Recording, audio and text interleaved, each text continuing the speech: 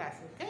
Entonces este es el servicio de traumatología. Supuestamente nosotros somos una subespecialidad entre las especialidades básicas que saben cuáles son, ¿no? Cirugía, medicina interna, pediatría, ginecobstetricia, ¿ok?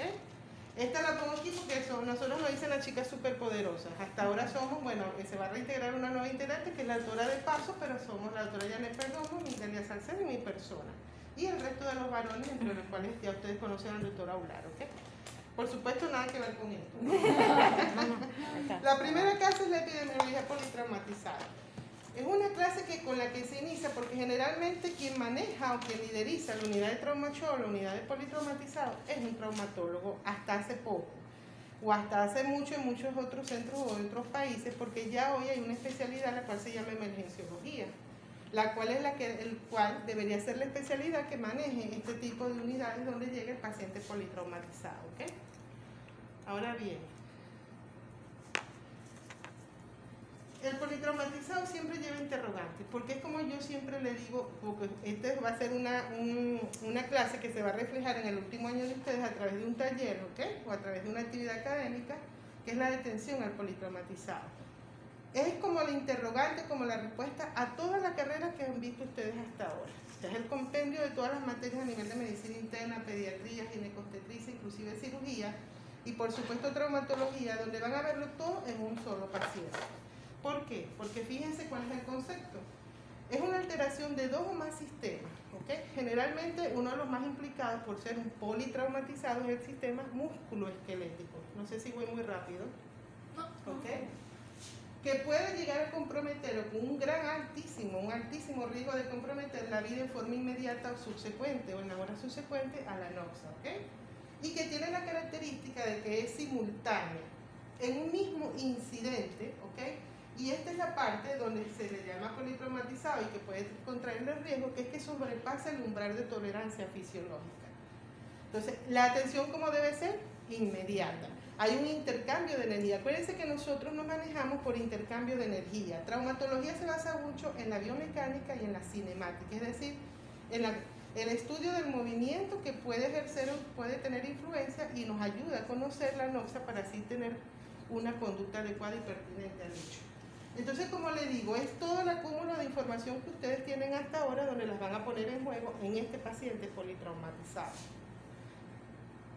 Se dice que el politraumatizado está en las manos del médico quien lo trata, ¿ok? En cuanto a la epidemiología, que es el título de la clase como tal, ¿qué es lo que nos permite la epidemiología? A través de datos estadísticos, tú vas a hacer un protocolo de conducta ante cualquier noxa o patología. En el que nos ocupa, que es el paciente politraumatizado, nos da esto, una distribución trimodal de la mortalidad. ¿Por qué es importante? Porque me ayuda a mí saber, dependiendo del tiempo en que me llegue el paciente politraumatizado, cuál es el sitio o cuál es el tiempo, ¿verdad?, en el que yo debo tener más ímpetu en la conducta para tratar de disminuir esa mortalidad. Esto se habla en tiempo, se habla de hora platino, hora dorada y tiempo secundario, ¿ok? La hora platino se viene hablando que son de los días a los primeros 30 minutos. Se supone que si es consecuente al tiempo de la noxa, es extrahospitalario, ¿ok? Y fíjense que lo que más conduce a la mortalidad son el trastorno del compromiso de las vías respiratorias y posteriormente la del shock hipovolémico o la de alteración a nivel del sistema de coagulación o vascular. Ese es la hora platino y tiene un 10% de mortalidad en el sitio, ¿ok? Por eso se dice que es extrahospitalario. Se lo coloqué aquí en rojo porque este es el que nos atañe principalmente a la hora de la conducta, porque ya es el paciente que se supone que está a nivel hospitalario. Fíjense los índices de mortalidad de un 10%, cómo aumentan a 50% en las 3 primeras horas y 75% en las 21 horas subsiguientes. Por eso es que se le llama el periodo de la hora dorada. Es el periodo donde ustedes pueden actuar sobre el paciente para aumentar su sobrevida y evitar las secuelas posteriores que puedan quedar luego de la noxa de ser un paciente politraumatizado. El tercer pico correspondería ya más a la parte secundaria, cuando ya tú has estabilizado relativamente o entre comillas al paciente y fíjense las causas de muerte ya pasan. En la segunda, que es la hora dorada, fíjense que pasó la hipovolemia y hipovolémico a primer lugar, ¿ok? Ya se acompaña con lesiones posteriores cerebrales o medulares y la insuficiencia respiratoria. En el tercer pico, fíjense, sepsis, fallo multiorgánico, Si tú no tomas una conducta en tu segundo pico, que es la parte hospitalaria, tú puedes condicionar a ese paciente a la muerte o a tener secuelas posterior a ese politraumatismo que tuvo el paciente. ¿Okay? Entonces, una repetición más, lo que es la hora dorada y la hora platina.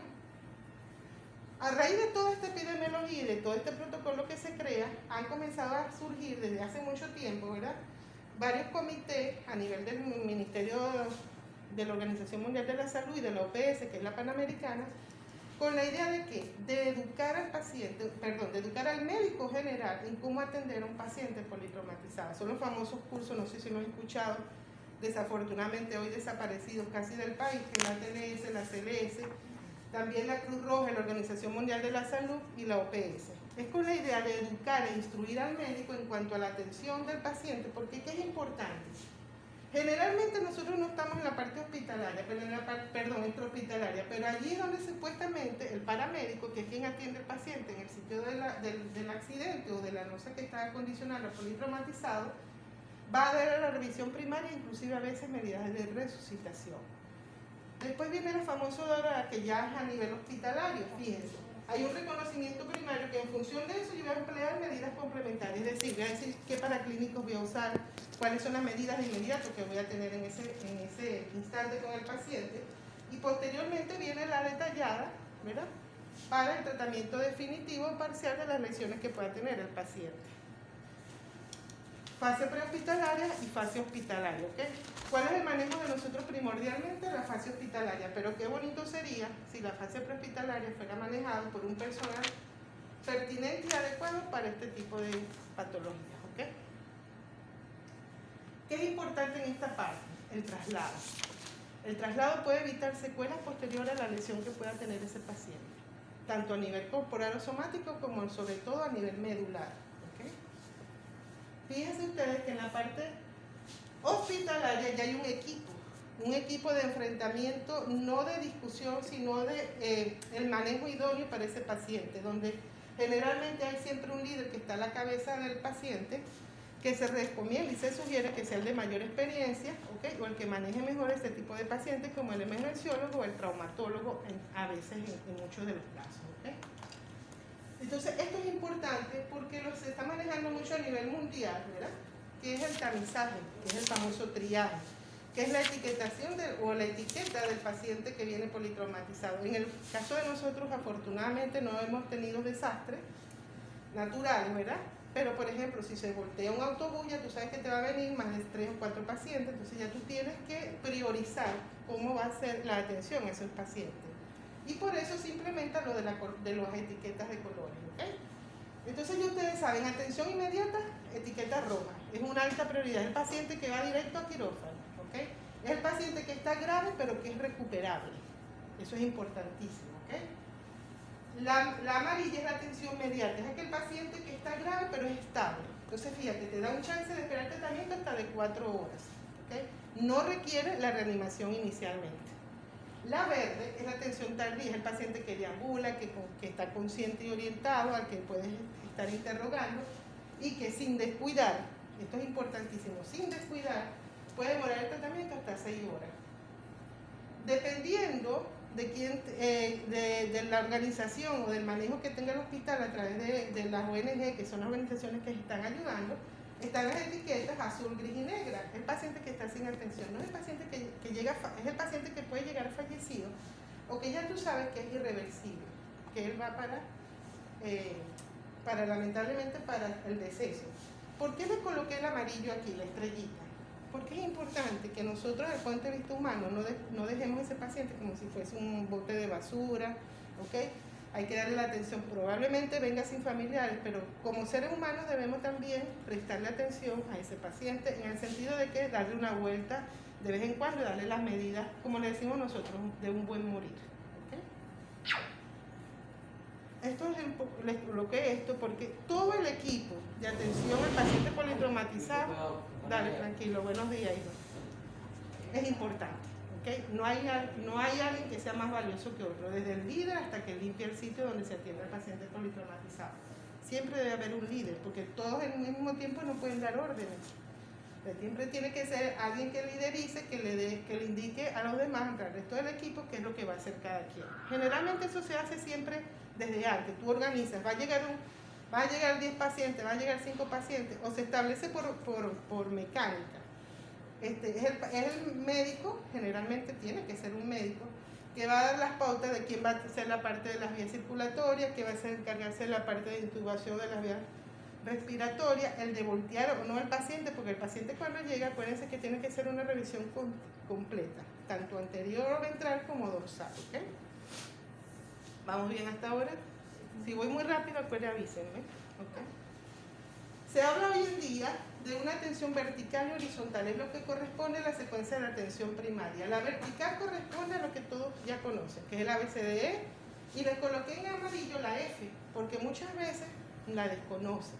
La F no está incluida desde hace unos años, sino desde hace muchos años. Pasa que ahora se le toma más en cuenta porque es un requisito primordial para darte a ti diagnóstico y posterior conducta. Ya vamos a desglosar más adelante qué es lo que significa. Y la horizontal es la atención simultánea multidisciplinaria. Es donde tú integras, por ejemplo, al cirujano cardiovascular, al neurocirujano, al geriatra si es un paciente anciano, al ginecobstetra si es una paciente embarazada, ¿ok? Se dice multidisciplinaria porque es eso, es la interrelación de todas las especialidades que tienen que ver con el paciente que te llega para ese momento. Hay unas condiciones que indistintamente de cómo venga el paciente, tú tienes que tomar en cuenta. Se dice que son las condiciones fisiológicas que tienen que ver con parámetros clínicos, como por ejemplo la presión sistólica. Si tú ves un paciente con una presión sistólica menor de 90, ojo pelado que gallina no ve de noche, como dice el dicho, ¿ok? Un paciente que tiene que estar alerta. Con dificultad respiratoria, una frecuencia respiratoria menor de 10 o mayor de 30 por minuto.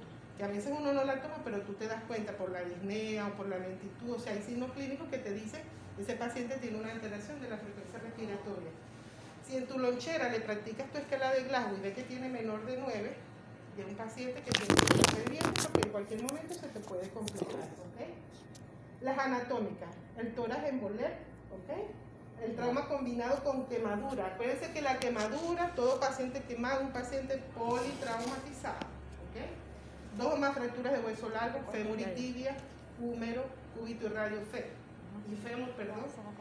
Heridas penetrantes en la parte proximal, cabeza, cuello, dorso e la ingle. ¿Por qué? Por el posible compromiso vascular. ¿Okay? Parálisis de cualquier extremidad. Cualquier indicio clínico que te dé connotación de que puede haber un traumatismo medular es un condicionante anatómico grave. ¿Okay? ¿Estamos bien todos? Sí. ¿Qué quieres? Sigue. Bueno, la marca del cinturón de seguridad. ¿Por qué sería la marca del cinturón de seguridad? Vamos a hacer un poquito de como están ahí bostezando y distraídos. Buenos días. ¿Por qué sería un condicionante? Va a indicar si un embarazo, o sea, Creo que por si tenía o no tenía primero. Exacto, el estigma, tú lo vas a ver, ¿verdad? Es la marca del cinturón. También la velocidad a la que iba, o sea, la velocidad que va proporcional al golpe que va a recibir. Esa es la cinemática, claro, si tú tienes un estigma bastante marcado, te dice ya que las fuerzas de velocidad, las cinemáticas de alta energía están implicadas allí, si hay un fallecido o no durante el acto, el accidente, ¿ok? Y lo otro es porque evidentemente, ¿por dónde pasa el cinturón? Tórax y abdomen. ¿Y cuáles son las vísceras más importantes que hay allí que te pueden condicionar a una lesión grave con muerte del paciente? Una ruptura de vaso. ¿Qué? Exactamente. Entonces, por eso es que cada una de estas condiciones anatómicas tiene su porqué, ¿ok? La amputación proximal de muñeco tobillo también por el posible compromiso vascular, porque no sabemos de cuánto tiempo tiene el paciente, cuánto perdió de sangre. Y evidentemente, como ya le dije, los pacientes quemados hay que tomarlos como si fueran pacientes politraumatizados. ¿Cuáles son los agravantes? Fíjense que esto se lo puse en rojo porque ese es el paciente que va directo casi para quirófano. El amarillo, un paciente que tiene que estar observando, que viene de un accidente de tránsito, un politraumatizado, pero que aparentemente está estable. Pero un paciente mayor de 60 años, una paciente embarazada, una patología grave preexistente, una nefropatía, una diabetes mellitus, un derpanocítico, ¿ok? Condiciones de medio ambiente extremas, de mucho frío, de mucho calor, es producto de una explosión o de un incendio, ¿ok? O lo consiguieron aquí, eso no se va a dar, pero lo consiguieron bajo de una nevada o algo así, ¿ok? esto es porque esto es el pan nuestro de cada día, el bendito motorizado. Aunque nosotros no somos tanto, porque ustedes saben que la mayoría de los pacientes que llegan producto de accidentes de tránsito por moto en marcha vienen sin casco. Pero es importante el manejo de quitar el casco, tanto simple como compuesto. Generalmente se recomienda que sean 2 para que haya la estabilización cráneo-cervical. Eso es importantísimo, es la que está haciendo este médico aquí, mientras el otro se encarga de hacer la extracción del casco, ya sea simple o compuesto. Compuesto es porque aquellos que tienen la parte mandibular con protección, ¿ok? Entonces aquí más o menos tienen una esquematización. Siempre fíjense que una de las maniobras más importantes es levantar el mentón hacia arriba y hacia atrás. ¿Para qué? Para darle mayor permeabilidad a las vías aéreas, ¿ok? Siempre con estabilización cervical. Porque fíjense las posibles lesiones a nivel de columna cervical, ¿ok? Que pueden condicionar tanto una cuadriplegia como una paraplegia si no lo sabes inmovilizar y no lo sabes tratar durante el traslado o durante la manipulación y la exploración de esa zona de allí. ¿Estamos claros hasta allí? Si hay alguna pregunta me pueden interrumpir para hacer la aclaratoria. De todas formas ya sabemos cómo vamos a hacer el esquema de interrogación, ¿ok? La famosa, esa se le dice lesión de whiplash, que es el famoso, nosotros conocemos aquí como síndrome de latigazo. Generalmente el piloto o el copiloto son los que más sufren de este síndrome. Por eso ya lo vamos a ver cuando veamos la clase de imagenología. No es solamente solicitar a nivel paraclínico la radiología AP y lateral de columna cervical, sino también con la boca abierta. Acuérdense que hay una cierta inestabilidad ligamentaria en la atlantoaxoidea a nivel de las primeras vértebras cervicales con el cráneo, ¿ok? Y ya vimos las posibles lesiones medulares que pueden ocasionar. Fíjense, el líder es el que te va a dar la pauta. Si tú tienes una buena unidad de trauma show, de unidad de politraumatizado, ¿qué es lo que vas a hacer? ¿Qué es lo que vas a pedirle a ese paciente? ¿Cuáles son los requisitos, la maquinaria es importante, los equipos importantes que deberías tener tú en tu unidad de trauma show? Esto es lo idóneo. Acuérdense que esto es la parte académica. Nosotros como buenos venezolanos siempre podemos implementar, ¿verdad? Que me estoy tocando mucho la cara. Toma el alcohol. Ah, yo tengo aquí, Angelito, para no gastarles el dinero. Debemos implementar la forma de nosotros recoger esta información, que para nosotros es importante. Desafortunadamente lo tenemos que hacer más a nivel manual. Yo les recomiendo que dentro de su lonchera traten de conseguir su oxímetro, ¿ok? Porque eso les va a permitir más o menos tener idea del pronóstico y la evolución de este tipo de pacientes. Pero lo idóneo es eso, que tú te tengas una monitorización con máquinas adecuadas para tu vigilar frecuencia cardíaca, respiratoria, tensión arterial, el electroencefalograma, indistintamente si el paciente tenga un traumatismo craneoencefálico. Acuérdense uno de lo que les estoy comentando. El paciente que te llega no sabe si es un geriátrico, si tiene una patología de base neurológica, ¿ok? Que pueda estar comprometiéndote la parte del sistema nervioso tanto central como periférico. Entonces, es importantísimo todo esto. Importantísimo sería tener un ecofax dentro del servicio de una unidad de politraumatizado trauma shock. Bueno, aquí les pongo porque eso sería lo idóneo. Desafortunadamente, esto también parte de lo idóneo. Fíjense, esta es una máquina de Arcocel, que es la que te permite tomar radiologías en ese momento, que son dinámicas, no estáticas, sino que puedes ir haciendo tu survey radiológico desde cráneo hasta pie, y eso te va a dar aquí pronóstico del paciente. ¿Okay? Este es más o menos, que no sé cómo estará ahorita, pero es el acondicionamiento ahorita de las unidades de trauma shock. ¿Cómo lo manejamos? Entonces, ¿qué es lo que se trata de que tú sepas manejarlo como médico cuando te llegue el paciente politraumatizado? Determinar cuáles son las causas de muerte inmediata, porque eso te va a dar pauta para saber qué es lo que vas a tratar primero, dentro de tu compendio de qué es lo que vas a hacer con ese paciente. Tienes el orden riguroso de seguir tu ABCDF, que es la tensión vertical que ya habíamos hablado.